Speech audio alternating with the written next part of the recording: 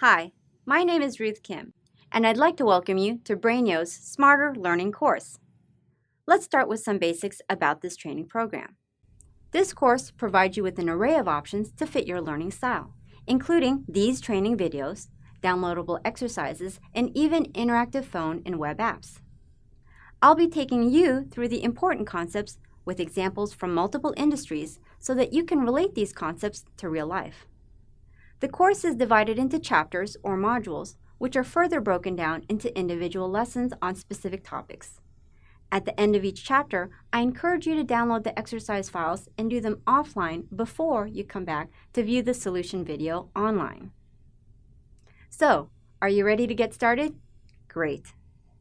ITIL stands for Information Technology Infrastructure Library, but ITIL is not just applicable to IT services or departments. It's actually a framework that will provide you with best practices for all management efforts in your organization.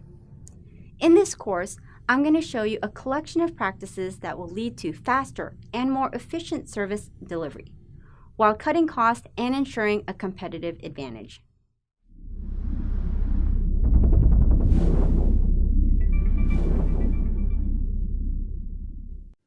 Throughout this course, we'll be going through all 5 stages of the ITIL lifecycle: service strategy, service design, service transition, service operation, and continual service improvement. But before we get into this first stage, let's answer the question, what triggered the start of ITIL? Now, in the 1980s, the British government realized that the level of IT service quality provided to them was just not sufficient. So, the Central Computer and Telecommunications Agency, the CCTA, also known as the Office of Government Commerce, was asked to develop a framework for efficient and financially responsible use of IT resources within the British government and private sector.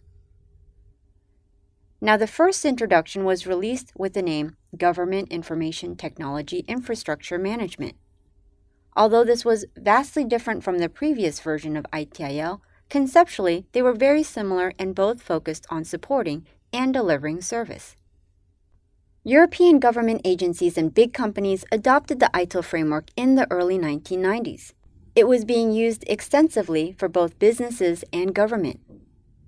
ITIL was becoming popular, and because IT was rapidly changing and evolving, ITIL also had to change. Now, moving forward, a major change took place in 2000 when CCTA merged into the OGC. Also, ITIL achieved a major success when Microsoft used ITIL for developing their MOR.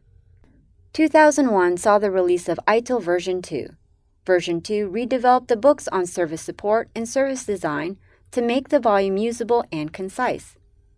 As was expected in the next couple of years, it emerged globally as the most widely used IT service management best practice approach. In 2007, version 3 was published. This is when ITIL took the lifecycle approach to service management and more emphasis was given to IT business integration. Now, this latest version was published in 2011, which prescribed best practices and introduced 4 new processes. This is the version we study today and will begin studying right now.